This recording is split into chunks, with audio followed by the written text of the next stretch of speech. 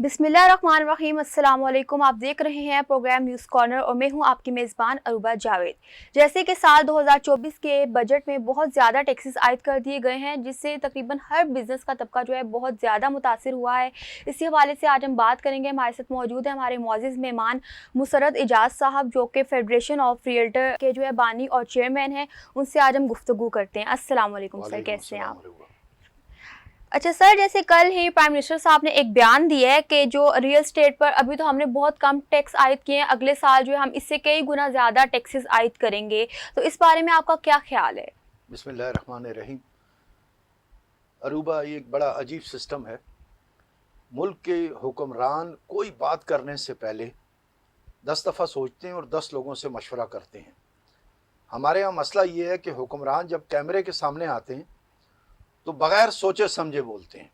उनके सामने ना मुल्क की मईशत होती है, ना हकीकत होती है और ना किसी किस्म का विजन होता है। कल प्राइम मिनिस्टर का ये बयान कि रियल एस्टेट पे हम अगले साल मज़ीद टैक्स डालेंगे और रियल एस्टेट में सट्टा होता है। रियल एस्टेट कम्युनिटी, तमाम रियल एस्टेट कम्युनिटी और तमाम बिजनेस कम्युनिटी भी उनके इस बयान को कंडेम्ड करती है, मुजम्मत करती है। इसलिए कि मुल्क के सरबराह या सियासतदानों को इतना शऊर ज़रूर होना चाहिए कि मुल्क में बिजनेस मुल्क के शहरी करते हैं, पाकिस्तान के शहरी करते हैं, और रियल एस्टेट का कारोबार हुकूमत से कुछ मांगता नहीं है। हम इस मुल्क में नौकरियां जनरेट करते हैं, हम लोगों को मुलाजमत मुहैया करते हैं, हम मुल्क की मईशत का अहम तरीन सतून है। दुनिया भर के हुक्मरान अपने मुल्क की मईशत को चलाने के लिए रियल एस्टेट को हर मामलात में मुशावरत और शामिल करते हैं, और हमारे यहाँ इतना कम विजन है कि एक प्राइम मिनिस्टर कैमरों के सामने बैठकर कहता है कि रियल एस्टेट पे मजीद टैक्स, हालांकि जो टैक्स ऑलरेडी डाल चुके हैं उन्होंने रियल एस्टेट की कमर तोड़ के रख दी है। और रियल एस्टेट की कमर का मतलब है मुल्क की मईशत की कमर तोड़ के रख दी है। और उसके बाद बजाय इसके कि एक अच्छे अंदाज से वो ये कहते कि मुल्क की ये ज़रूरत थी, ये हमारी मजबूरी थी, आए रियल एस्टेट के लोग कुर्बानी दें, अगले साल हम आपके लिए बेहतर मौके, बेहतर माहौल प्रोवाइड करेंगे, इन्होंने ज़ख्मों पर रियल एस्टेट कम्युनिटी के नमक छिड़का है कि जी अगले साल हम इससे ज़्यादा टैक्सेस और सट्टा। मैं आपसे गुजारिश करूं, सट्टा इस मुल्क में रियल एस्टेट में नहीं होता। रियल एस्टेट एक डॉक्यूमेंटेड चीज़ है, स्टॉक एक्सचेंज में होता है, शुगर माफिया करती है, आटा माफिया करती है, और बाकी सोने में होता है। काश कोई अक्लमंद प्राइम मिनिस्टर को इस बयान से पहले थोड़ा सा अवेयरनेस दे देता। अच्छा सर, आज ये जो हुकूमत ने नए कवानीन बनाए और टैक्सेस लगाए हैं, तो आपकी नज़र में सबसे ज़्यादा तबाहकुन कानून कौन सा आपको लग रहा है? अरूबा, वैसे तो हर टैक्स जो रियल एस्टेट पे आता है वो मज़ीद उसको तबाह और बर्बाद करता है। सेहतमंद माहौल हो तो कारोबार फलते फूलते हैं, लेकिन अगर कारोबार पे मुसलसल आप टैक्सेस का बोझ डालते चले जाएं तो कारोबार डूबने की कैफियत में आ जाते हैं। लेकिन एक नया tax FED, federal excise duty, ये नाफिज किया गया है। और बड़ी अजीब बात यह है कि इसके अलावा एक नया सिस्टम, पहले तो ये फाइलर और नॉन फाइलर था, दुनिया में नॉन फाइलर का कोई कॉन्सेप्ट ही नहीं है। और इस मुल्क में पैदा होने वाले बच्चे से लेकर मरने वाले हर शख्स तक, हर शख्स टैक्स पे करता है। अगर आप एक मजदूर को लेना जो रोज का 1000-1200 कमाता है और महीने के 15 दिन उसको रोजगार मिलता है, 15 दिन नहीं, वो भी जिस वक्त चीनी खरीदने जाता है, पत्ती खरीदने जाता है, दूध खरीदने जाता है, बेसिक बुनियादी ज़रूरियात खरीदने पे जाता है, उस पर 16 से 18% टैक्स देता है। इस मुल्क का कोई शख्स टैक्स नेटवर्क से बाहर नहीं है। ये एक नॉन फाइलर दुनिया को तमाशा बनाने के लिए यहाँ इख्तरा निकाले गई। अभी उसी का रोना हो रहा था कि एक लेट फाइलर का कानून अभी इन्होंने निकाल दिया। लेट फाइलर क्या है? लेट फाइलर ये कि आपने पिछले 1, 2, 3 किसी साल में भी जो एक मुकर्रर मुद्दत थी उसके चंद दिनों बाद, चंद हफ्तों के बाद आपने टैक्स जमा कराया, आप लेट फाइलर हो गए। अच्छा, तमाशा यह है कि लेट टैक्स जमा कराने पे आपने जुर्माना भी अदा किया। और दुनिया भर में पढ़ी लिखी सिविलाइज कौमें ये जानती हैं کہ جب بجٹ میں کوئی قانون پاس ہوتا ہے، قانون پاس ہونے کے بعد اس کا اطلاق ہوتا ہے. یہ لیٹ فائلر کا انہوں نے جو اطلاق کیا، یہ جولائی 2024 سے پہلے کے قوانین پہ بھی کر دیا. فرض کیا آپ نے، میں نے پچھلے سال ٹیکس اپنے ٹائم پہ جمع کرانی تھی، خدا نخواستہ ہم بیمار تھے، اسپتال میں تھے، ہم ملک سے باہر تھے، ہمارا وکیل کہیں مصروف تھا، کسی بھی وجہ سے ہم نے چند ہفتے اپنی ٹیکس ریٹرن دیر سے جمع کرائی، اب میں یا میرے کلائنٹ جو ٹیکس دیں گے وہ ڈبل ادا کریں گے. اور اس ڈبل ٹیکسیشن کے اندر ڈالنے کے لیے انہوں نے پچھلے سالوں سے اس کو نافذ کر دیا. وہ اللہ کے ولیو، اگر کوئی احمقانہ قانون بنا ہی لیا تھا تو کم از کم جولائی 2024 کے بعد اس کی امپلیمنٹیشن کرتے کہ آج کے بعد جو لیٹ فائلر ہوگا اس پہ یہ قانون لگے گا. اس سے پہلے تو لوگوں کو پتہ ہی نہیں تھا. لوگ یہ سوچتے تھے شروع میں بہت رش ہوتا ہے، کوئی بات نہیں، ہم بعد میں تھوڑا جرمانہ دے کر اس کو ادا کر دیں گے. انہیں کیا پتا تھا کہ آپ ایک ایسا قانون ڈالیں گے، بنائیں گے جس سے لوگوں کو لاکھوں روپیہ اضافی دینا پڑے گا. تو ایک بات تو یہ ہے کہ یہ لیٹ فائلر اس ملک میں ایک نیا تماشا ہوا ہے، اور اس تماشے کا آگے ایک بہت بڑا امپیکٹ ہوا ہے. قانون بنایا جاتا ہے، ایف بی آر یا کوئی بھی ادارے قانون بناتے ہیں تو اس پہ قانون بنانے سے پہلے بیٹھتے ہیں، مشورہ کرتے ہیں، قانون کو دیکھتے ہیں، آئین پاکستان پہ کو دیکھتے ہیں، اس کے امپیکٹ کو دیکھتے ہیں، اپنی حدود کو دیکھتے ہیں، اور تمام چیزوں کو سوچتے ہوئے ایک قانون کو بناتے ہیں. اور جب قانون پاس ہوتا ہے تو اگلے دن اس کے تمام سیاق و سباب کو ٹھیک کر کے اس کی نوٹیفیکیشن ہوتی ہے اور اس کو ویٹ کر دیا جاتا ہے. یہاں قانون بننے کے بعد انہیں اندازہ ہوتا ہے کہ ہم نے تو قانون وہ بنا دیا جس کی کوئی آئین نہیں اجازت دیتا، اس کی سمجھ میں نہیں آتی کہ اس قانون میں ڈالنا ہے. آج تک یہ جو لیٹ فائلر آلا ہے، اس کی کوئی ایکسپلینیشن، کوئی نوٹیفیکیشن، کوئی ویٹنگ نہیں ہو سکی. اور ملک کا ایک عجیب نظام ہے، شاہ سے زیادہ شاہ کے وفادار ہیں. آج ملک کی جو ٹرانسفر اتھارٹیز ہیں وہ لوگوں کو ٹرانسفر لینا بند کر دیا انہوں نے، اور عجیب و غریب طریقے سے وہ قوانین لے رہے ہیں اور وہ چیزوں کو امپلیمنٹ کر رہے ہیں جو حکومت ہے اس سے زیادہ زور سے زیادہ. ہمارے بہت سارے کلائنٹ امریکہ سے آئے ہوئے ہیں، کوئی لندن سے آتا ہے، کوئی سعودی عرب سے آتا ہے، کوئی لاہور سے، کوئی کراچی سے. وہ لوگ جب یہاں ٹرانسفر کے لیے آئے ہیں تو ایک عذاب کی کیفیت ہے اداروں میں. سب سے بڑی بات تو یہ ہے کہ لیٹ فائلر والا قانون ایک انتہائی فضول قانون ہے، اور یہ قانون یقیناً چیلنج بھی ہوگا اور ختم بھی ہوگا. جیسا جو ہمارے ملک کے حکمران ہیں یہ مختلف ممالک میں جاتے ہیں دورہ کرنے، پھر جب واپس آتے ہیں تو یہ کہتے ہیں جی کہ دوسرے ممالک کے جو لوگ ہیں، حکمران ہیں، ہمارے ملک میں آ کے سرمایہ کاری کریں گے. تو اس بارے میں آپ کا کیا کہنا ہے؟ میں آپ سے گزارش کروں، ہم بڑے عجیب لوگ ہیں. ہم دنیا کے ممالک میں جاتے ہیں جی کہ ہمارے ملک میں غربت بڑی ہے، افلاس بڑا ہے، ملک کی معیشت تباہ ہے، ہم بربادی کا شکار ہیں. لیکن جو ہم اپنے ساتھ ڈیلیگیشن وفد لے کر جاتے ہیں نا، وہ بعض اوقات 40 50 لوگوں پر مشتمل ہوتا ہے. ہم ان سے یہ معاہدہ کرنے سے 2-3 دن پہلے جاتے ہیں اور 5 اسٹار ہوٹل میں ٹھہرتے ہیں. ہم ایک خصوصی جہاز لے کر جاتے ہیں. جو ہمارے وفد کے لوگ ہوتے ہیں نا، ان کے کپڑے کوئی انگلینڈ کے ہوتے ہیں، کوئی امریکہ کے ہوتے ہیں، کوئی نائکی کے شوز ہوتے ہیں. ان کو دیکھ کر پتہ لگتا ہے کہ کوئی ہالی ووڈ کا بہت بڑا ایکٹر کسی فلم کے سیٹ پر آیا ہے اور اس نے ڈائلاگ بولنے ہیں. خود چونکہ پیٹ بھرے ہوتے ہیں تو وہ ان کے الفاظ بھی ان کا ساتھ نہیں دیتے کہ ملک میں غربت ہے. جو ٹیکس جن سے قرض مانگنے گئے ہیں، اس ملک کے پرائم منسٹر نے اپنے دفتر سے باہر نکلنا ہے، سائیکل پہ یا انڈر گراؤنڈ پہ بیٹھنا ہے اور گھر جانا ہے، اور یہ جس کانوے میں گئے ہوتے ہیں اس میں لیموزین اور مرسڈیز ہوتی ہیں. تو سب سے بڑا تماشا تو یہ ہوتا ہے کہ وہ ملک والے لوگ کہتے ہیں کون سی غربت، کیسی غربت، کیسا افلاس، یہ لوگ تو ہم سے کہیں زیادہ بہتر ہیں. نتیجے کے طور پر اب دنیا نے یہ ریئلائز کر لیا ہے کہ جو پیسہ یہ ہم سے مانگنے کے لیے آتے ہیں نا، یہ صرف اشرافیہ اپنی عیاشیوں کے لیے، علل تللوں کے لیے، باہر کی دنیا میں رہنے کے لیے اور ان تمام چیزوں کے لیے لیتی ہے. اس ملک کے غریب پہ ہمارے قرضوں کا کوئی امپیکٹ نہیں. لہٰذا اب جب بھی جاتے ہیں وعدے ملتے ہیں، عمل نہیں ہوتا. یہ اس کی بنیادی وجہ ہے جی.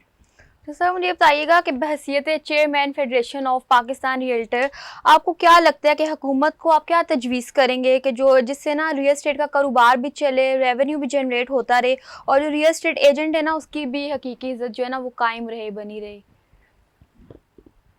अरूबा, इस तरह है, रियल एस्टेट का कानून इस मुल्क में कोई भी नहीं है, ना हकूक है ना फ़राइज़ हैं। और मुल्क की बदकिस्मती ये है कि एफबीआर में बैठे लोग या बाकी जगहों पर बैठे लोग मक्खी पर मक्खी मारने को तरजीह देते हैं, और वही लोग जो मुहब्बे वतन हैं, जिन्होंने अपने आप को पेश कर दिया है जी हम टैक्स देंगे, या सरकारी मुलाजिम या मुलाजिम जिनकी तनख्वाह होती है, उन्हीं को आए बजट में नचोड़ते चले जाते हैं। हम पिछले तकरीबन 5 से 6 साल में हुकूमत के ऐवानों में एक एक जगह एक एक हुकूमत के पास जाते रहे कि खुदारा रियल एस्टेट के कारोबार को एक मुनज़्ज़म कारोबार में तब्दील करें। एक बात जहन में रखिए, पिछली हुकूमत ने बिल्डर को इंडस्ट्रीज़ का दर्जा दे दिया, लेकिन रियल एस्टेट एजेंट का आज भी कोई कायदा कानून नहीं है। जहन में रखिए, real estate agent service provider है, बिल्कुल इसी तरह जिस तरह इंजीनियर सर्विस प्रोवाइडर हैं, डॉक्टर सर्विस प्रोवाइडर हैं, वकील सर्विस प्रोवाइडर हैं। वकीलों के लिए बार कौंसल, डॉक्टरों के लिए medical and dental council, engineers के लिए इंजीनियरिंग कौंसल। तो हम हुकूमत के हर ऐवान में ये कहते हैं कि real estate agent service provider हैं, रियल्टर कौंसल का क़याम अमल में लाइए। अगर हुकूमत इस बात को संजीदगी से, एक कानून कौमी असम्बली में पास करना पड़ता है। आप अजीब बात देखें कि कौमी असम्बली में अगर इन्होंने बिल पास करना हो ना कि आज कौमी असम्बली के हर बंदे के अलाउंसेस में इजाफा होना है, तो अभी कानून बनेगा, 1 घंटे के बाद अप्रूव हो जाएगा।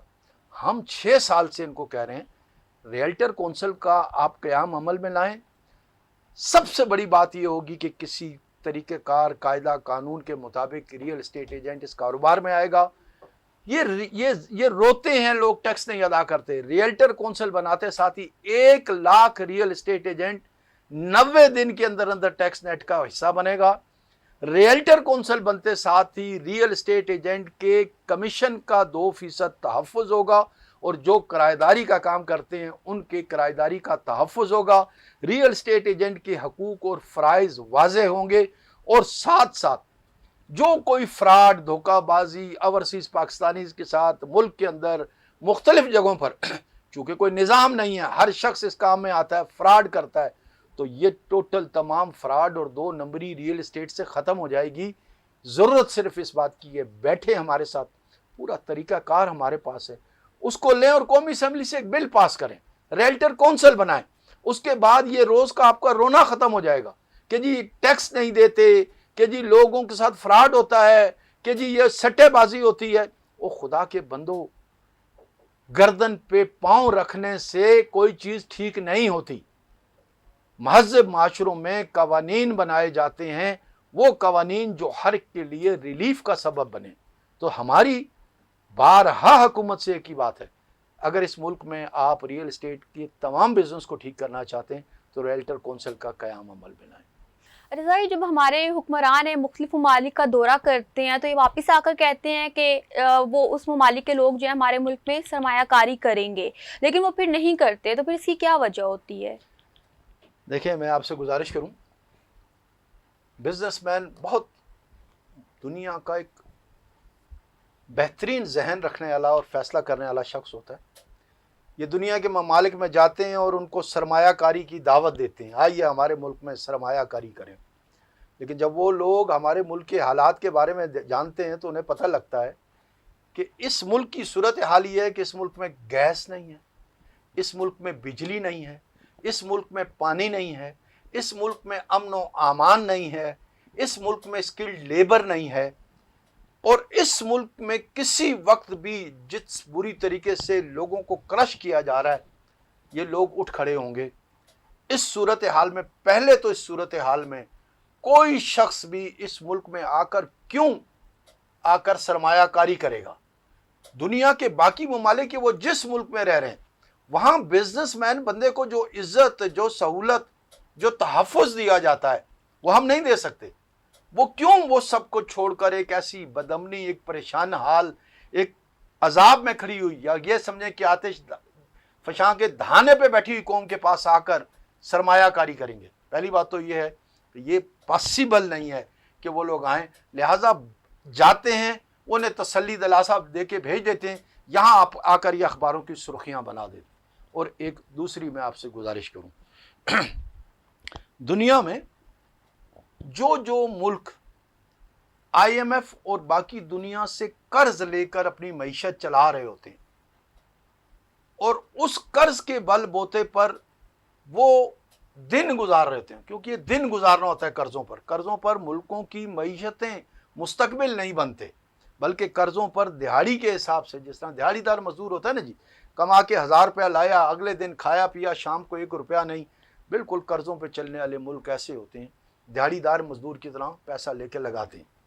جب آپ کے پاس ملک کی ایک مضبوط پالیسی نہیں ہوگی بزنس، جب آپ کے ملک میں ہر چیز ایک عجیب و غریب انداز سے چل رہی ہوگی، اور کاروبار کرنے کے لیے آپ کو اس ہاتھ سے رشوت دینی ہوگی، اس ہاتھ سے دھڑا دھڑ ٹیکس دینا ہوگا، تو جو مقروض ملک ہیں یا جن لوگوں کے بارے میں ان کو ہوتا ہے کہ ڈیفالٹ کی طرف جا رہے ہیں، کبھی اس ملک میں آ کر کوئی شخص اپنی سرمایہ کاری نہیں کرے گا، کوئی کام نہیں کرے گا۔ ہاں یہ ضرور ہے کہ ان ملک میں سے ان حالات کی وجہ سے ہمارا سرمایہ دن رات نکلتا چلا جا رہا ہے۔ آپ حساب لگا لیں، اس ملک میں ہر آنے والے دن میں انڈسٹریز بند ہو رہی ہیں، اس ملک میں لوگ باہر جا رہے ہیں، سکلڈ لیبر باہر جا رہی ہے۔ آج آپ ایک سکلڈ مستری لینے نکلیں، آپ کو نہیں مل سکتا۔ اس ملک میں سکلڈ انجینئر، ڈاکٹر نکل رہے ہیں، اور تماشا یہ ہے کہ سابق ہمارے حکمران نے کہا جو لوگ ملک چھوڑ کر جا رہے ہیں جانے دو۔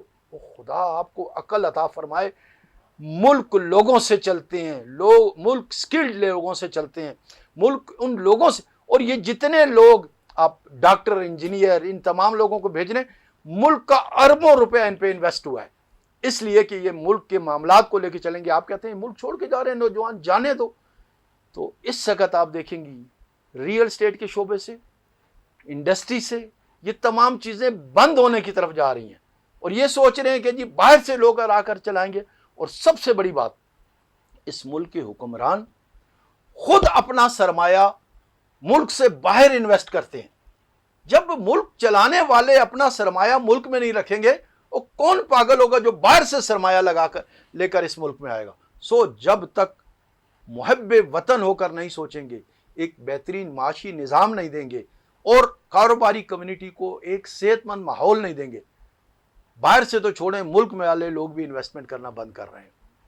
سر، بجٹ میں جو ہر سال جو ہے حکومت نئے قوانین بناتی ہے، تو اس سے جو ہے ہر دفعہ ہی مسائل جو ہے نا پیدا ہوتے ہیں، تو اس کی وجہ کیا ہے؟ دیکھیں، دنیا بھر میں بجٹ بنانے سے پہلے ماہر معیشت بیٹھتے ہیں، مختلف، کوئی انڈسٹری کا ماہر ہوتا ہے، کوئی ٹریڈ کا ماہر ہوتا ہے، کوئی ریئل اسٹیٹ کا ماہر ہوتا ہے، جو سرکاری سطح پر ہے، وہ ایک نظام بناتے ہیں ٹیکسز کا یا جو بھی اگلے بجٹ کے لیے۔ پھر متعلقہ لوگوں سے جو شعبے میں ہوتے ہیں ان سے مشاورت کی جاتی ہے، اس مشاورت کے بعد جو چیز بنتی ہے پھر وہ لا کے لوگوں سے ان سے مشاورت کی جاتی ہے، اور پھر اس کو بجٹ کا حصہ بنایا جاتا ہے۔ یہاں کی ٹریجڈی یہ ہے کہ ملک کا بجٹ ایف بی آر کے بابو بناتے ہیں، وہ لوگ ایف بی آر میں بیٹھے ہوئے ہیں جن کو حقیقت میں انڈسٹری کا نہیں پتا، جن کو حقیقت میں امپورٹ ایکسپورٹ کا نہیں پتا، جن کو حکومت میں ریئل اسٹیٹ کا نہیں پتا، جن کو ایک انسان کی بنیادی ضروریات کو نہیں پتا۔ وہاں تو تربیت دی جاتی ہے کہ لوگوں کا خون چوسو، فنڈ اکٹھا کرو، ملک نہیں چلاؤ، فنڈ اکٹھا کرو، پیسہ اکٹھا کرو۔ وہ لوگ قانون بنا کر، اور یہ جو ہمارے سیاست دان ہیں نا، معذرت کے ساتھ کہوں گا، جن کی یہ جگہ خالی ہے، جن کا شعور نہیں ہے، تعلیم نہیں ہے، ان کے سامنے رکھ دیتے ہیں۔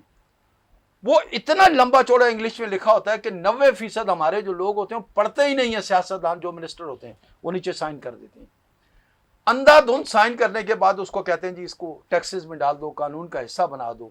اور پھر ٹریجڈی یہ ہے کہ ایف بی آر کے بابوؤں کا بنا ہوا جو ٹیکس، جو یہ سسٹم یا ٹیکس ہے، اس کو یہ ہمارے جو سیاست دان وزیر ہیں اس کا دفاع کرتے رہتے ہیں، یہ جانے بغیر کہ اس کی حقیقت کیا ہے۔ ملک کی معیشت या कवानीन या बजट या टैक्सेस उस वक्त तक ठीक नहीं हो सकते जब इस काम के सरकारी माहिरीन हर मिनिस्ट्री से और फिर उसके बाद उस बिजनेसमैन कम्युनिटी के साथ मुकम्मल मुशावरत, फिर मिनिस्ट्री ऑफ लॉ के साथ मुशावरत, और फिर बजट में उसको कौमी असम्बली में पास करना। और कौमी असम्बली के में बैठे हुए लोगों से हाथ जोड़ के मेरी गुजारिश है, खुदारा कानून पास करते हुए कानून को पढ़ लिया करें। आप हम में से गए, आपको ये तो ख्याल होना चाहिए कि आप हम में से गए, हमारी गर्दन पे छुरी फिर रही है। आप सिर्फ ये देखते हैं कि आपकी बरसरे इक़्तिदार पार्टी ने ये बिल पेश किया है, आप उस बिल की हिमायत में आए हाथ उठाकर उसको पास कर देते हैं, ये सोचे बगैर कि आप हमारे नुमाइंदे हैं। खुदारा कानून पास करने से पहले बिल को पढ़िए, उसको समझिए और ये सोच लीजिए कि जिस हलके के लोगों ने आपको वोट दिया है उनकी ज़िंदगी बर्बादी का शिकार होगी या सुकून का, फिर बिल को पास कीजिए। खुदारा अंधी मोहब्बत में या अपने आका की तकलीद में बिल पास ना कीजिए। ठीक है मुसर्रत इजाज़ साहब, आपका बहुत शुक्रिया, आपने वक्त दिया हमें। इसी के साथ हम अपने प्रोग्राम का इख्तिताम करते हैं। तब तक के लिए हमें इजाज़त दीजिए। खुदा हाफिज़।